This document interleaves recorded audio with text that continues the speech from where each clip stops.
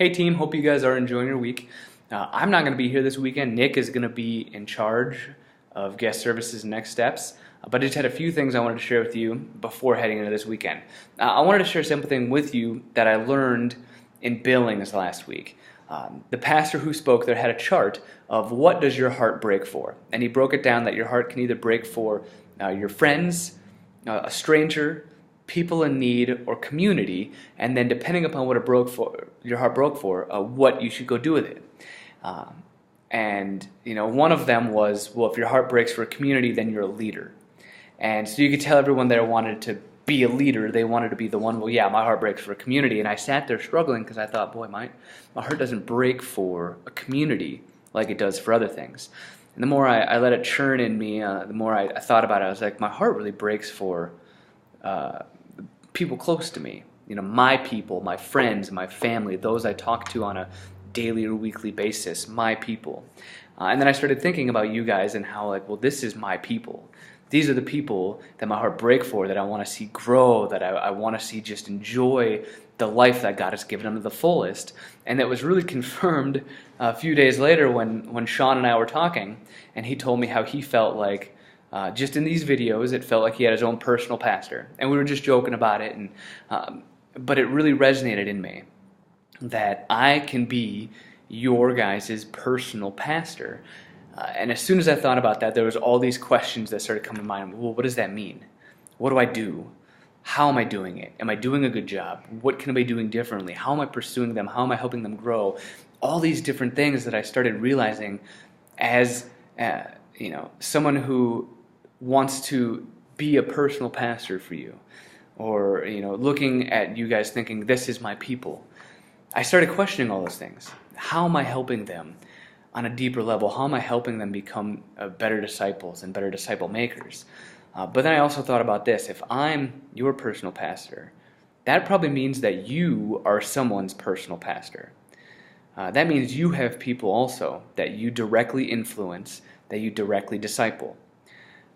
For some of you, that's going to be your teams. Well, for most of you, if not all of you, it's going to be your teams.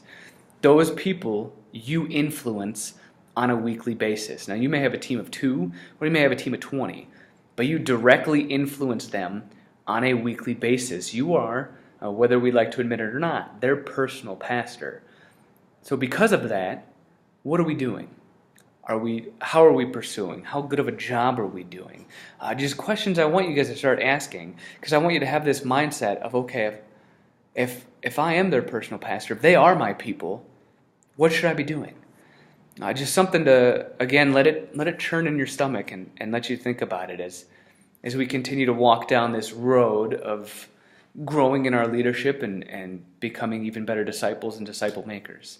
And Nick is actually this Sunday going to talk just a little bit more about what that exactly means, and I'm really excited to hear about that. But just a few things of information going into this weekend I wanted to share with you. This weekend is communion, and so I hope you guys can all be a part of that. Next weekend is baptism, and right now we have the most people sign up for baptism that we have had this far out. There's 70 people total, which again is the most a week out, the best we've had. I believe we have 16 at East, and so I'm really excited to be a part of this celebration moment for these 16 people and these 70 people who have decided, I want to take this public. I want to declare that I'm going to follow God for the rest of my life. I hope you guys can be there just to be a part of that celebration. But I also want you to be willing to ask your teams this week if they're not helping. We could use their help next weekend, not only for baptism volunteers, but we also want to create a better environment and more energy in the lobby for those people. For those 17 people, this is a big deal and it's kind of scary.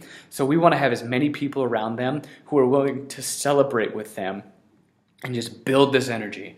And so ask your teams this weekend, hey, if you're going to be at service next week, will you be a part of this out in the lobby?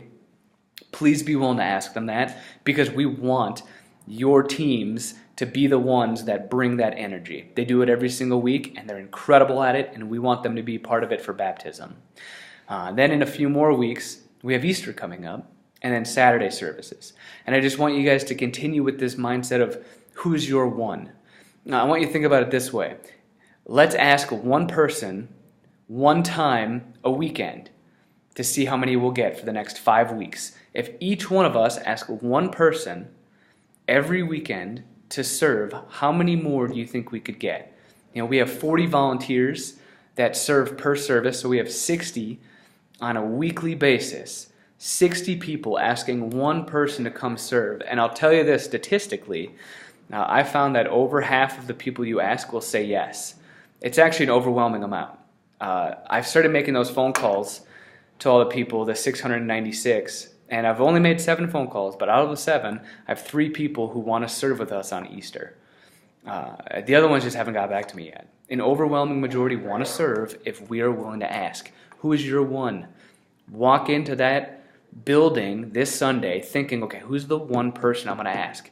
Ask your teams, who's the one person you're going to ask? One person, one weekend at a time. We can change their outlook on life. We can change how they view God and community. We can change our community. We can change the community of the Black Hills if we are willing to ask one person, one weekend at a time. Who's your one? A couple other things coming up. Like I said, we have community, we have baptism, we have Easter, we have Saturday services. So just be preparing for that.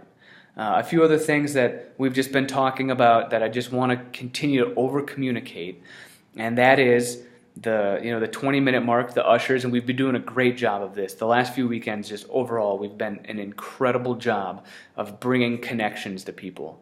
But that 20-minute mark, the ushers will open the door, and we'll stay out until the 15 after mark. That way, anyone who shows up late still know they're welcome, still know they're valued. Guys, I just want to tell you, it's been an incredible past few weeks. All of East has been incredible. Being a part of this whole thing with you guys has been great. But the last few weeks we've just had story after story after story of people getting connected and people coming and just feeling so valued. They get to find out who Jesus is through us, through your guys' teams. Thank you for that. It has been awesome. And I want to share that with you guys. I hope every single week we can celebrate that. It's been great. Make sure you let your teams know. It's been great. All right, I love you guys. We'll talk to you soon.